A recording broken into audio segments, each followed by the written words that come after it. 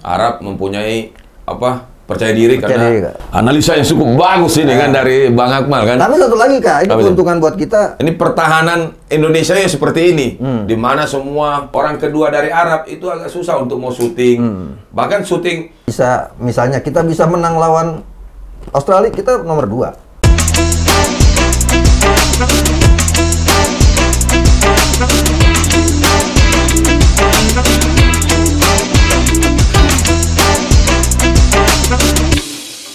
Oke.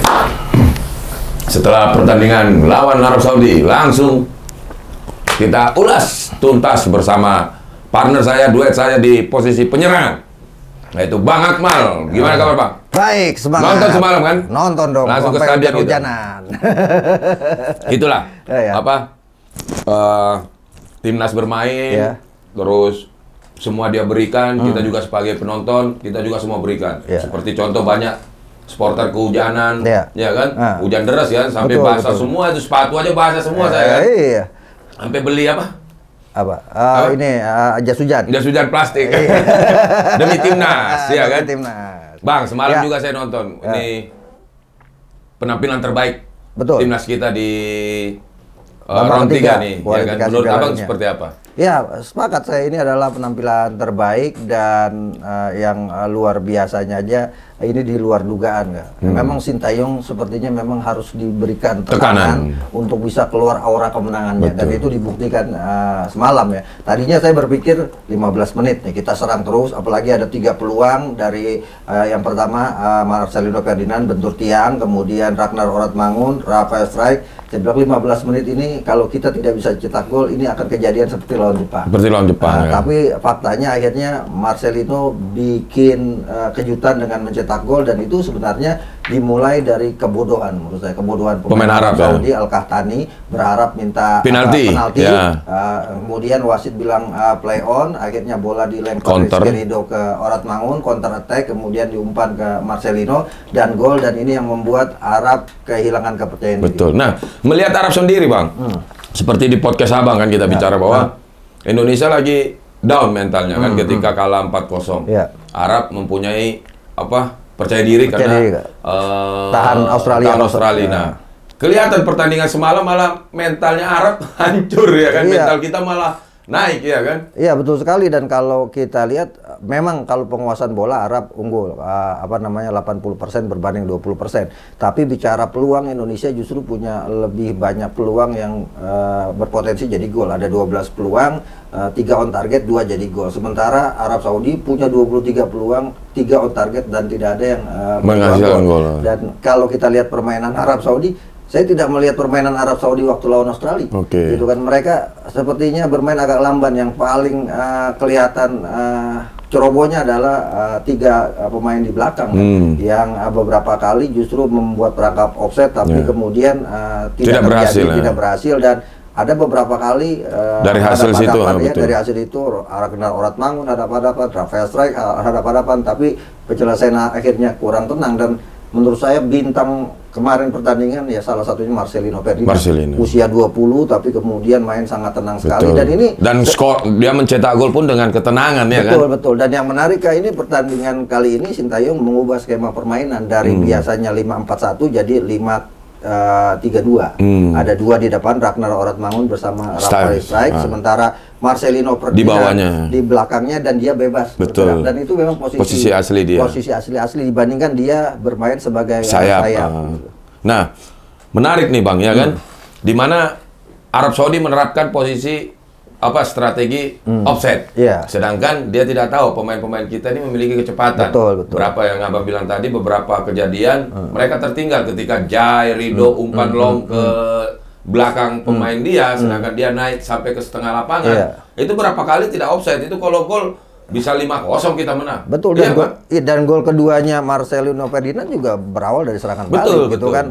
Verdong kemudian bawa bola ke depan sendiri, diumpan ke Marcelino Ferdinand dan akhirnya jadi gol. Dan gol indah itu. Itu yang tidak disangka-sangka oleh Arab Saudi. Mereka ingin menyamakan kedudukan tapi lupa bahwa kita punya serangan balik yang sangat berbahaya. Dan menurut saya itu adalah compact defense counter attack terbaik yang dimainkan Sintayong dibanding sebelum-sebelumnya, karena efektif sekali nyerang gol, sekali nyerang gol. Ada peluang lah, sekali nyerang ada peluang. Iya, betul, nah, betul. apa mungkin Arab Saudi memandang enteng kita setelah kita kalah 4-0 menurut Abang? Iya, bisa jadi itu yang terjadi dari Arab Saudi. Kalau kita lihat di awal permainan kan mereka tidak begitu tidak begitu agresif. Betul. High pressingnya tidak ada, ditambah ya mungkin berkah hujan gitu kan. Tapi mohon maaf, rekornya Hamka Hamzah udah terpecahkan. Alhamdulillah ya kan, Indonesia menang kan. Betul. Nah, waktu zaman Hamka Hamzah sekali seri doang gitu kan. Itu rekor terbaik. Sekarang sudah menang. Ini kemenangan pertama lawan Arab Saudi, kemenangan pertama Indonesia di kualifikasi. Dan juga rekor pertama ya kan, kita mengalahkan Arab Saudi. Rekor pertama mengalahkan Arab Saudi, dan kita punya rekor pertama tim dari ASEAN yang punya nilai paling tinggi di kualifikasi Piala Dunia babak ketiga, karena sebelumnya 2018 itu diwakili oleh Thailand. Thailand hanya dapat 2 poin, 2 kali imbang, 8 kali kalah. Vietnam juga. Kemudian Vietnam 2014 hanya dapat 4 poin, sekali menang lawan Cina, kemudian sekali imbang, 8 kali kalah. Kita 6 poin nih. 6 poin. Dan masih bisa terus. Masih bisa terus. Kalau lihat posisinya sebenarnya sangat menguntungkan buat Indonesia saat ini, karena selain satu posisi sudah diambil Jepang dengan 16 poin.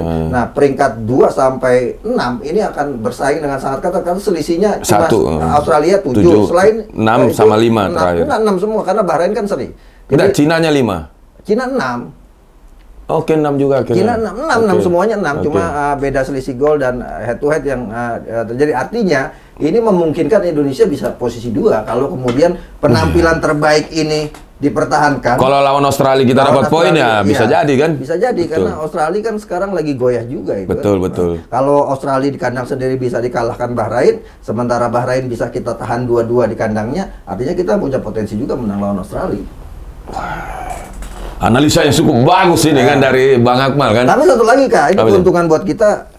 Kita itu nambah poinnya di FIFA 19,16. Oke. Artinya sekarang naik peringkat 130, kemungkinan ya 125 lah kita naik peringkat kita. Oke, tapi dari peringkat itu kita tidak perlu menilai dari situ, tapi menilai dari cara bermain kita, bahwa peringkat kita sepertinya sudah masuk ke 100 ya kan. Tidak lagi di atas 125. Tapi ada yang saya kritik Kak dari permainan kita. Kita ada beberapa kartu kuning yang seharusnya tidak perlu. Bahkan Justin Hubner itu dapat kartu merah dari 2 pelanggaran yang nggak perlu. Termasuk Orat Mangun dapat kartu kuning, itu juga pelanggaran yang menurut saya nggak perlu, karena ngapain ribut-ribut dengan pemain Arab Saudi kan. Orang posisi kita sedang posisi unggul. Akhirnya apa yang terjadi? 2 pemain ini nggak bisa main nanti lawan Australia. Justin Hubner kartu merah. Orang mau akumulasi kartu. Nah, ini juga mungkin salah satu yang harus diantisipasi oleh Kutsin ya, di mana emosi pemain itu bisa sedikit terkontrol, karena kecuali pelanggaran-pelanggaran yang apa istilahnya? Iya, yang memang darurat profesional foul lah, itu mungkin patut dimengerti. Tapi kalau dia mendapatkan kartu karena kejadian dipancing emosi atau memberikan provokasi ke lawan, ya itu sangat-sangat merugikan ya kan? Iya, termasuk kartu kuning Ivar Jenner juga kartu kuning yang nggak perlu menurut saya kan. Dan artinya ini Sintayong harus evaluasi kepada pemainnya bahwa kita jangan sampai merugikan diri sendiri ketika kemudian kita melakukan hal-hal yang seharusnya tidak kita lakukan. Toh mereka juga tidak bermain kasar kan seperti Arab kan. Jadi mereka hanya memprotes ke wasit mungkin ya, memprovokasi kan? lah, memprovokasi ke dan wasit. itu sebenarnya kebodohan mereka. Akhirnya waktu banyak terbuang. Terus kebodohan Arab nih ya. Ya, kebodohan Arab ya. Memang Arab harus seperti itu, dan kita berharap Bahrain nanti seperti itu. Kita seperti itu juga gitu kan. Banyak memprovokasi, banyak minta ini itu gitu kan, sehingga kemudian hilang fokus. Betul. Nah, yang menarik nih Bang ya kan. Pelatih Arab pun sampai bicara bahwa di statementnya kalau tidak salah pemainnya itu seperti lagu uji coba, padahal ini laga pra Piala Dunia sangat penting kan. Jadi ya saya rasa para pemain Arab tuh masih ada beberapa yang menganggap remeh kita. Betul, mereka jumawa karena mereka nggak pernah kalah loh di Indonesia. Dan dia berpikir bahwa bisa lah kita curi poin, dan dia tidak tahu bahwa supporter Indonesia kemarin yang ada di stadion, wah itu menyanyi terus, yang sampai bisa membuat mental Arab Saudi down juga. Betul, dan salah satu memang yang patut kita apresiasi para supporter yang datang berbondong-bondong walau situasi hujan badai walaupun ditambah lagi kita habis kalah, tapi semangatnya untuk datang ke stadion luar biasa. Dan saya pikir ini hal yang sangat bagus. Betul. Nah, ini juga yang menarik guys ya kan. Ini pertahanan Indonesia yang seperti ini, di mana semua compact cover ya kan, komunikasi antara Rido, Jai, Hubner ya kan. ditambah Verdong sama ini malamnya Sandi juga kemarin. Betul. Kita harus akui bahwa Sandi bermain juga sangat baik. Walaupun dia akhirnya ditarik keluar karena mungkin ada ketarik lah ketarik biasa lah. Ini sangat menurut saya karena bek kiri dari Arab Saudi ini yang kaptennya ini nggak kaleng-kaleng, tapi bisa mati oleh Sandy Walsh. Betul. Nah, karena itu kan harus ada kita juga harus apresiasi Sandi walaupun Verdong yang suka naik turun, tapi di bek kanan sana kan tidak terlalu atraktif sewaktu kapten ini diganti. Nah, setelah kapten ini diganti, saya lihat di posisi kanan yang mulai aktif, tapi tidak pernah tembus sama Verdong. Itu bisa kita lihat. Sampai setiap dia bawa bola kita, Verdong ambil kita, wah teriak. Nah, cuma yang lima pemain ini dan ditambah Ivan. Ivan ini selalu bola di mana? Seperti nomor 6-nya Jepang kan? Second ball-nya selalu Ivan ada di sini. Iya, dia main seperti Endo. Ada di mana-mana dan itu yang mengcover Tom Hay yang bermain agak stylish kan. Dia kan tidak merebut bola. Dia terima bola, dia umpan. Dia umpan ke kanan, ke kiri atau ke depan langsung. Karena memang tugas dia mengumpan bola dan peran untuk sebagai penjegal di lini tengah itu Endonya Indonesia. Ivan Jenner kemarin. Jadi setiap bola Arab Saudi ke depan, bola second ball itu selalu dimenang. Ada selalu tidak selalu dimenangkan, tapi ada selalu Ivan Jenner. Jadi orang kedua dari Arab itu agak susah untuk mau syuting. Bahkan syuting ke gawang kita hanya satu kali, itu pun babak kedua kena mistar. Selebihnya mereka tidak bisa karena sudah tertutup langsung di cover. Itu yang saya lihat semalam. Iya, semalam. Tapi ada satu hal yang menurut saya kritisi gitu kan dalam kaitannya hal ini. Untung kita menang. Pergantian pemain tepat kalau Ferrari masuk menurut saya karena memang sama Senpatinama kan udah kartu merah. Karena memang ada kartu merah yang didapat. Tapi saya tidak habis pikir Sintayong itu memainkan Pratamaran di posisinya Marcelino Ferdinand sehingga agak canggung. Bukan saya melakukan kualitas Pratamaran, tapi main bukan di posisinya. Ini kan spekulatif menurut saya, eksperimen, tapi untungnya kita menang. Kalau seandainya kita tidak menang di pertandingan ini akan sangat berbahaya. Kambing hitam kan? Akan jadi kambing hitam. Pratamanya akan jadi kambing hitam, Sintayongnya juga akan terus dikritisi. Jadi kalau menurut saya sekarang ini momennya bagus. Ketua Umum Erick Thohir juga memberikan tekanan yang sangat bagus sehingga pemain terlecut untuk memberikan yang terbaik. Saya pikir ini yang perlu terus dilakukan oleh supporter kita. Kita terus berikan kritisi tim nasional kita agar tampil bagus. Bukan membuli tapi mengkritisi dan tidak seperti lu bilang jangan membuli satu pemain tim gitu kan. Dan tim ini harus terus diingatkan bahwa ke depan lawan-lawan kita nih makin memperhatikan kita gitu loh. Jadi ketika tim lawan memperhatikan kita harus tetap waspada. Harus waspada betul. Karena apa? Mereka sudah tidak menganggap lagi Indonesia sebagai tim tim ASEAN semua lah rata-rata kan. Tapi menganggap bahwa sudah selevel dengan mereka. Nah, ini kalau kita tidak waspada akan jadi bumerang. Dan satu lagi Kak, ada kliniknya Kak. Kaos putih Kak. Ketika kita pakai kaos putih, kita tuh selalu hanya sekali kalah lawan Cina. Selebihnya 3 kali imbang dan kali ini menang gitu kan. Mungkin Sintayong kita kemarin pakai merah lawan Jepang, kita kalah 4-0. Mungkin Sintayong ada itunya kali ya, ada waton weton Jawanya. Satu itu, dan yang menarik kita main tanggal 19 kita menang 2-0. Sekarang tanggal 20. Ya kan Kak? Nah, menarik ketika Abang bicara soal Arhan. Di situ masih ada Eliano masuk di SP. Iya. Kenapa masih belum dipercaya oleh Sintayong? Saya pikir ada sisi lain ya, menurut saya ya, sisi lain yang antara Sintayong dengan Eliano menurut saya nggak cocok. Kalau Sintayong alasannya dia belum siap bermain, saya nggak yakin karena dia kan main langganan di klubnya FC Zwolle kan, gitu kan. Artinya menurut saya ada sesuatu mungkin perbedaan pendapat yang terjadi antara Coach Sintayong dengan Eliano Render sehingga kemudian dia belum diberikan kesempatan. Tadinya makan saya berpikir Marcelino ditarik, Eliano masuk karena posisinya hampir sama. Eliano kan bisa main di posisi itu sebagai gelandang serang, sebagai winger atau sebagai bek kanan, tapi tidak diberikan kesempatan bermain karena mungkin ya Sintayong masih berharap Arhan Pratama ketika bola out lemparan ke dalamnya akan ikut memberikan tekanan kepada Arab Saudi. Bukan dislike dan ya. Jadi bukan ada kebencian, mungkin sesuai strategi juga ya kan.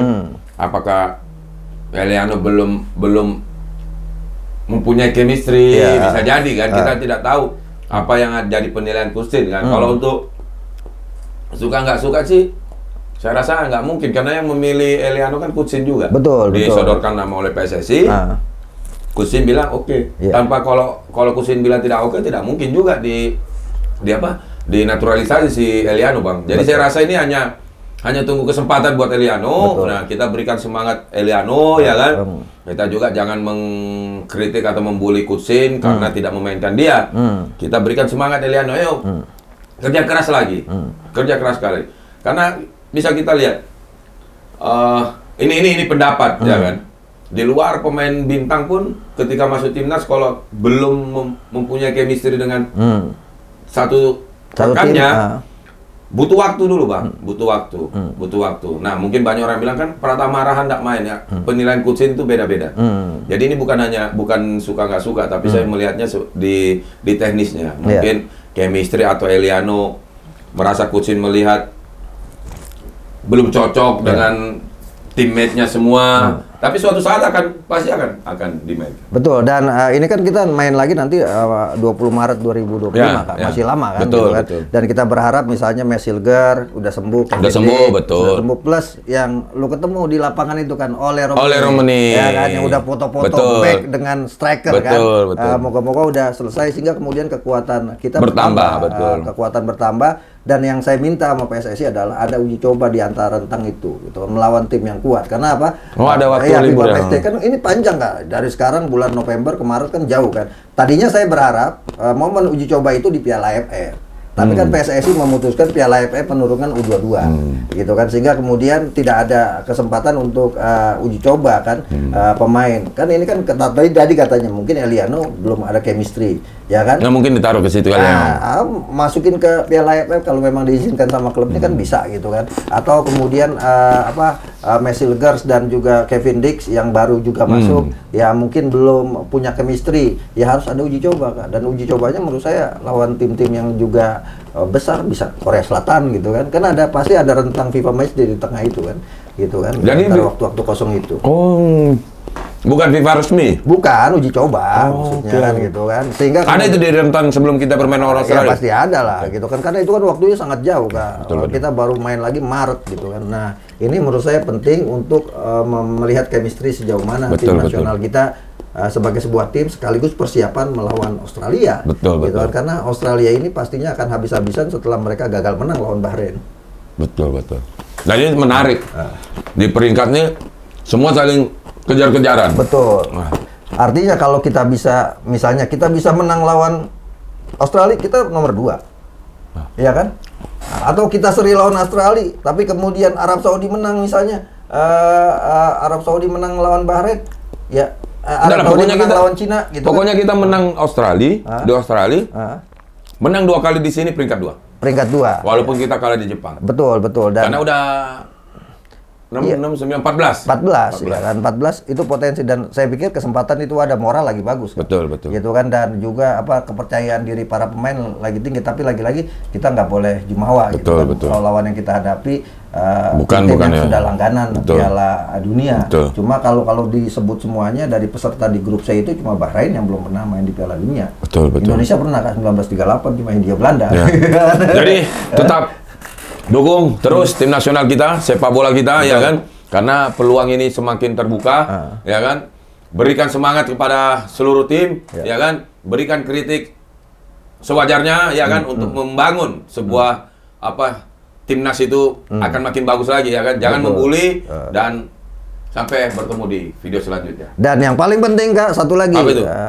Besok-besok Kep Hamka podcast ini akan berubah jadi Coach Hamka, jadi analisanya dari Hamka sebagai pelatih. Oke, sampai ketemu di video selanjutnya. Gaskan dia.